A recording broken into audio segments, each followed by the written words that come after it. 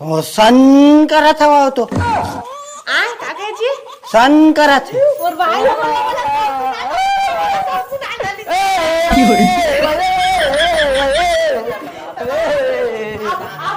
ना मैं सब लोग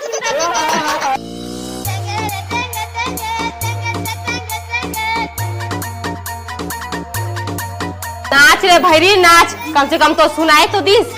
जा नाचत रही अब। काके क्या भाई ना अब देखो भाई कर तो शर्म लगते का वो करा था ते दिले बोला था तो कान नहीं सुना थी से बात करते नाचत है गाना।